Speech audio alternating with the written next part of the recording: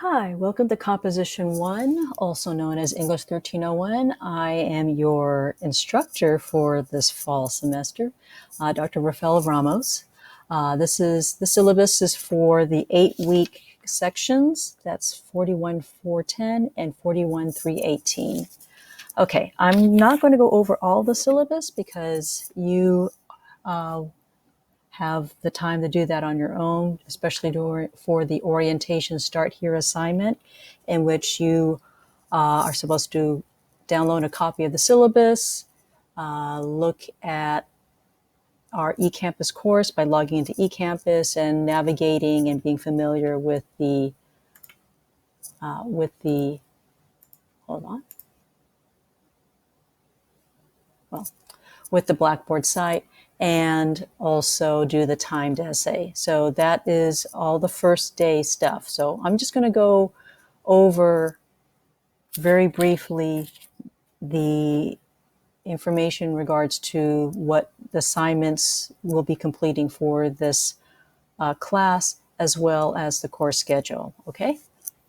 So first off, the main textbook is Structures, the Reluctant Writer's Guide to College Essays. I wrote that a few years ago, and it is very user-friendly. It's not like your usual college textbook. It's like one of my more best-selling books on Amazon. If you do want to get a paper copy of it, you just go out on Amazon for it. And as you can tell here, it's not a humongous thick book. And I think it's like $6.99 or something like that if you really want to get a paper copy. But I give you the free PDF, and it's all right here. And we'll be using all of this book from chapters 1, 2, 3, 4, 5, 6, 7, 8, 9, 10, 11, 12, and just a little bit of argumentation for chapter 13. Okay. For those who are going to be taking me for my 1302 students, we use exactly the same book, but we really go hard on chapter 13 and chapter 14, and as well as chapter 3. Okay, well, back to English 1301. This class is a survey, a different kind of college level essays. And so you'll be writing 4 different kinds of essays after the timed essay. The quizzes are just to get you reviewing grammar, punctuation, mechanics, that sort of stuff. The reader responses is you'll have assigned readings from the structures. I'll give you prompts. You answer the prompts, and you post your answers to those prompts in the discussion board. The rough drafts and peer reviews are your rough drafts as you write your essays. Excuse me. And the peer reviews is you giving feedback to a classmate's rough draft, also in the discussion board. Okay. So there are no exams. Everything is just preparing you to write these essays. All right. So description graded work, don't have this intimidate you. I know all this information can be intimidating, especially down here, but I will give you step-by-step guidelines as we go along. Essay 1 from the easiest all the way to essay 4, which is relatively the hardest that you'll be writing in this class. But every single essay is 1,000 words. If the idea of 1,000 words is also intimidating, don't worry about it. Again, we'll take a step-by-step, almost like Lego block, building the essay procedure to write these essays. So if you trust the process, trust the syllabus, trust the instructions, you'll do fine. So let me go down to the course schedule. Now, this part of the syllabus, the course schedule, this is your instruction manual. This is your Bible for this class. It's laid out week by week, and it's in chronological order. So you do this first, and you work your way down, and by the time you're done here, you're done by the end of the week. Okay, so this is how, it is in chronological order. So for day one, you have that orientation start here. You have that syllabus acknowledgement in the discussion board. You do that timed essay, and all the essays have prompts. I give you the topic, including the due date right over here. So I always give you the topic, give you how to do it. And once you finish doing the timed essay, including that syllabus acknowledgement, which is part of the orientation, then you are done with this part of the assignment, and then you can move on to study part 2. Now we're moving on in the rest of the week. You'll be reviewing the writing process. That's chapters 1 through 2. I gave you the page numbers. Again, that comes straight from structures right here. Okay. And again, you can just get a copy of that. This here is a copy of the template of the writing process. Now, I'm in a, let me see here. There we go. So I'm in a Chromebook, and so it'll kind of look weird. And Google Docs always puts the page number over here. Don't worry about it. That's a weird little glitchy thing. If you have a PC at home or a Mac or something that actually opens up Word, then the page number will be over here. All you need to do is just replace your name with, instead of this little dummy text here. This is the page numbering, and it's already been preset for you. So I encourage you to use this for your final drafts. You do not have to use this for the reader responses. This is a manuscript template for your final draft. Okay, so if you move on over here, so keep a copy of this so that you have access to it. Now the quizzes, which is quizzes 1 through 6, that's due this coming Thursday. You review over in Purdue OWL for whatever quiz is asking. Hold on, I got too many tabs open. Okay, so fragments and run-ons. So here, we click here, fragments, okay. And then that will give you a review over fragments. So that's how you can review. So I would encourage you to review and then take the quiz, okay? Let me try to get back into Blackboard here so you can see. Okay, Blackboard, here we go. Courses. I'll click on this one. All right, so as I said, here's the discussion board. You put your syllabus acknowledgement, and also this is where you post your reader responses. Okay, and here's the quizzes. And again, I give you the kind of I do a lot of built-in redundancies where I repeat myself a lot for you. So for quizzes 1 through 7, review Purdue OWL, and that link is this link here. Okay, right. Okay.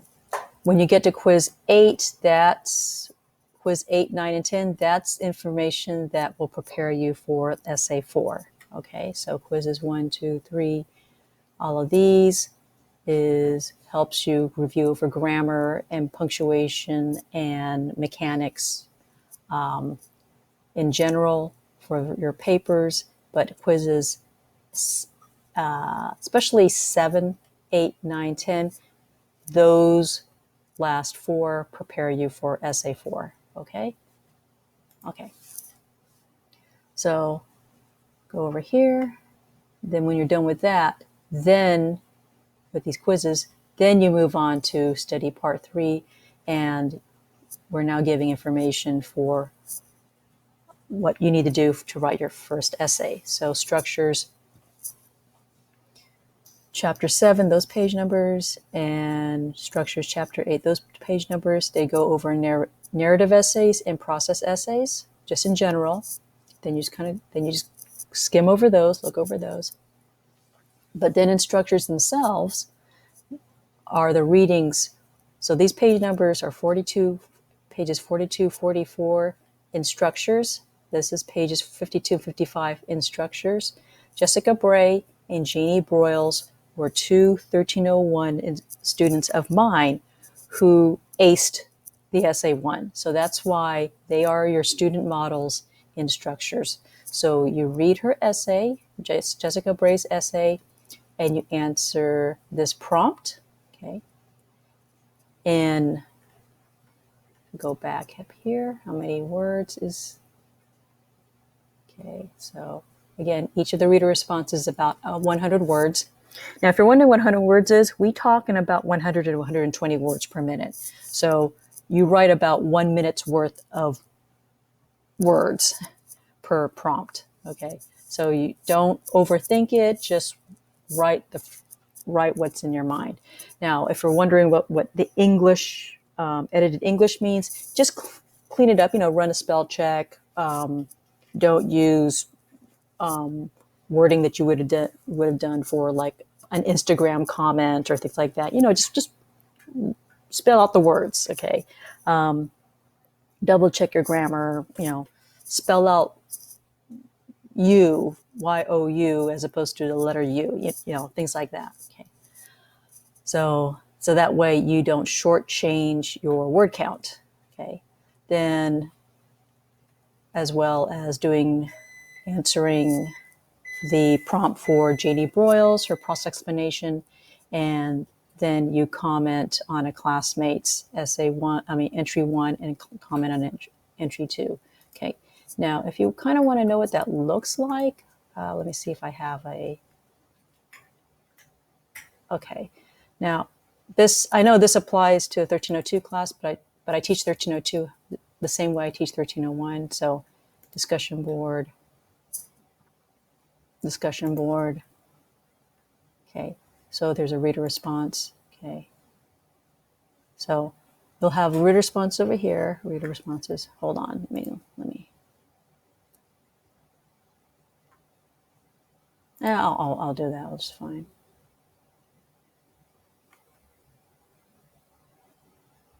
No, you know what? I'll do it this way. Okay, so.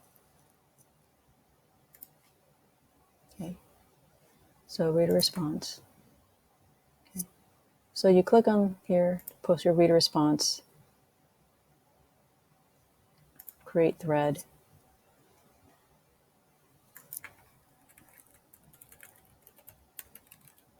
Reader responses 1 through 2. And then you just type in whatever your reader response happens to be. Pretend, okay.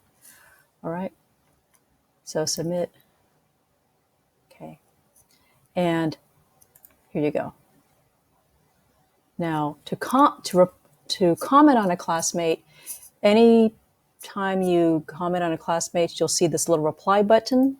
So comment on a classmate. Let's say my name is I'm a so you type in your comments here. Okay. And there's no word count for you commenting on a classmate. Okay. Excellent. And so you'll see, so I'll see your original reader response, but I'll also see a classmate commenting on your reader response. So in order to get full credit for reader responses, you need to not only provide your own reader response entry number 1 and entry number 2, but you need to comment on your fellow classmates' entry 1 and entry 2. Okay, so when you're done with that, then you're done with this week. Okay, then we move on in week number 2. Week number 2 is when we actually start working on the paper. Now let me just show you this. Okay, if you see this, and this is why the syllabus is so important, because I give you step-by-step instructions of how to write the essay. There is no mystery, no guesswork, none of that. So as I said, I give you the topics. So for the first essay, you'll be writing a narrative or a process explanation paper. Again, from the description of the assignment, we know this is 1,000 words long. So you choose either your reader response 1 or your reader response 2 for your essay 1 topic. Okay, And either one could be a narrative or process explanation topic. Like, for instance, if you wrote for your reader response 2, but you decided to tell a story as opposed to explaining how to do something, then you can do that as well. Then you follow the steps in how to write a narrative essay guide or how to write a process essay guide. Now, these are important links. Open them up. And if you see, this is how you write the essay. You must follow this in order to make your life so much easier. Okay, so step 1, make your thesis. And Jessica Bray, who was your student model for Reader Response 1, becomes the student model for this guide. Okay, then you make a topic that is a point outline. Okay, then step 3, you turn your topic outline, which are these keywords, into sentence form. Okay. Then step 4, you make what I call a tiny rough draft, which is, instead of using these outline format, you turn it into kind of what looks like a very, very super short rough draft format. So here, that's step 4. That's a tiny rough draft. And the tiny rough draft and the outline is minimally what you need to turn into the discussion board. Okay. So the discussion board here, where I ask you to put in a outline and draft. So put in your outline and draft, okay? And also don't use Pages nor Google Docs, including the shareable link. If you use Google Docs, which, let me see if I can find it over here. No, I think it disappeared at some point. Okay. If you use Google Docs, here, which again, I'm on a Chromebook, so Google Docs is the default. Excuse me. Okay. Okay. So if you, okay. If you use Google Docs to write your papers,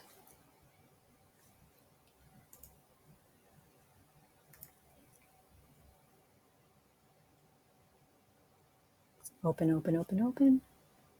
Okay.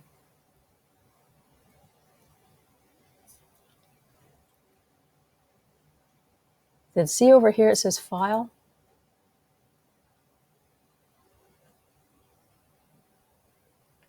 Download.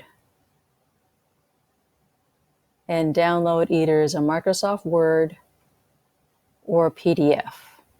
But better Microsoft Word, because Blackboard really likes Microsoft Word, but PDF is fine, okay? Those two. Download it, and then when you submit your paper,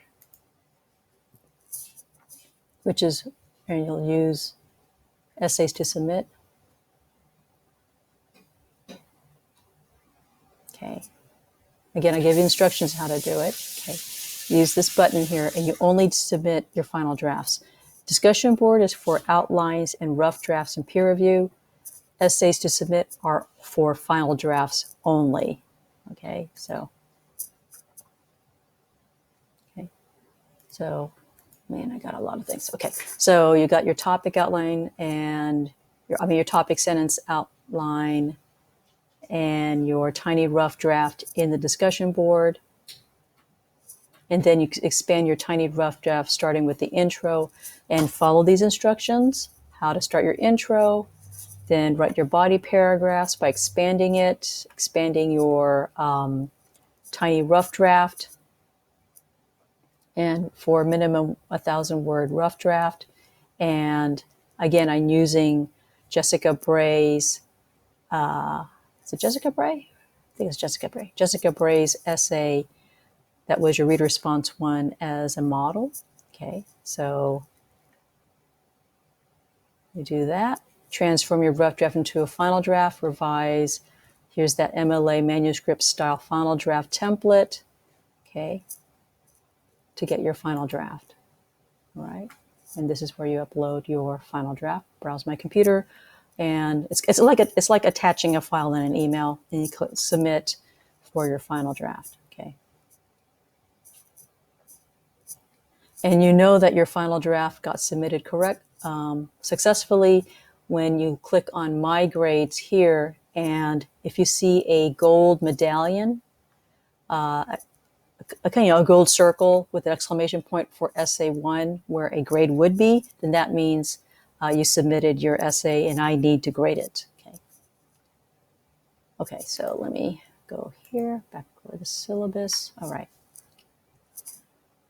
Okay, so peer review of classmates' draft in the discussion board. Now, a student already asked me how to do a peer review. What I do when we get to this part of the week is I announce my grading rubric while folks are working on the rough draft, and you use that same grading rubric to give feedback to a classmate.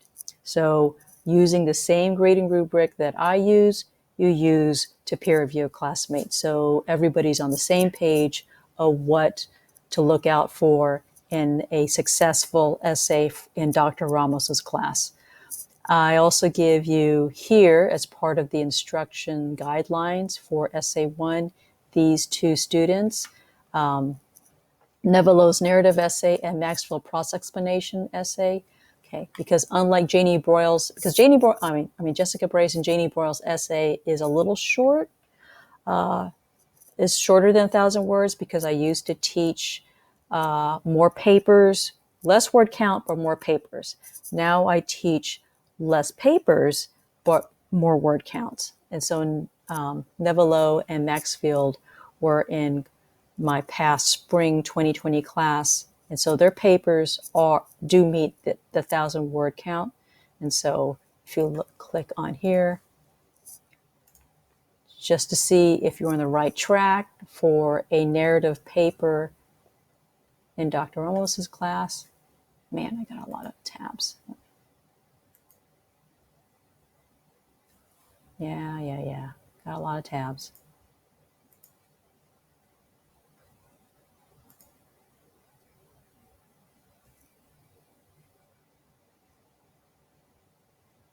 Come on. It's got a lot of tabs.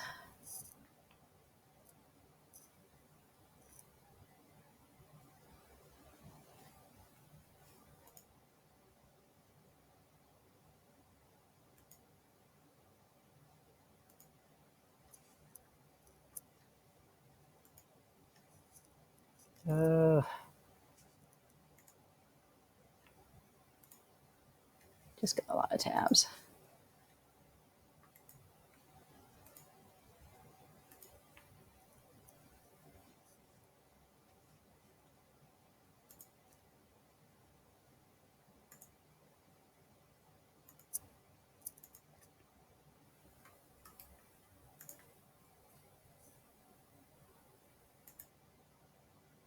Come on.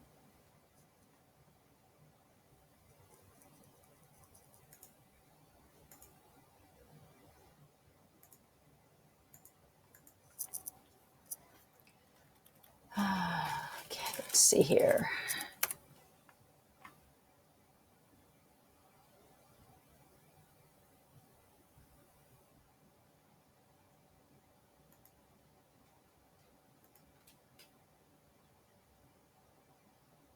Well, I'm having a little bit of technical difficulty. It's okay.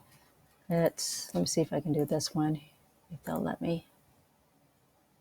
Okay, so this is Kelly Maxfield, and you can tell this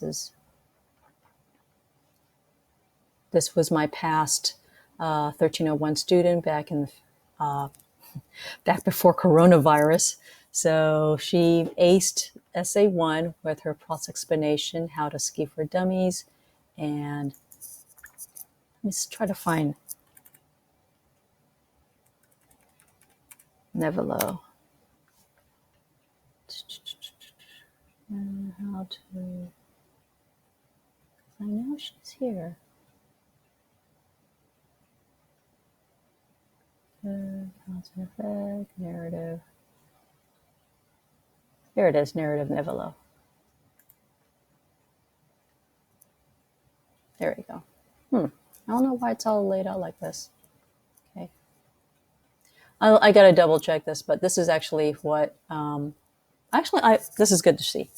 When I grade your paper, okay, so you turn in your final draft, and I'm going to go replace that. So to get an actual clean version of that. Okay, revise and edit your paper, submit your paper. Okay, when you get your paper back,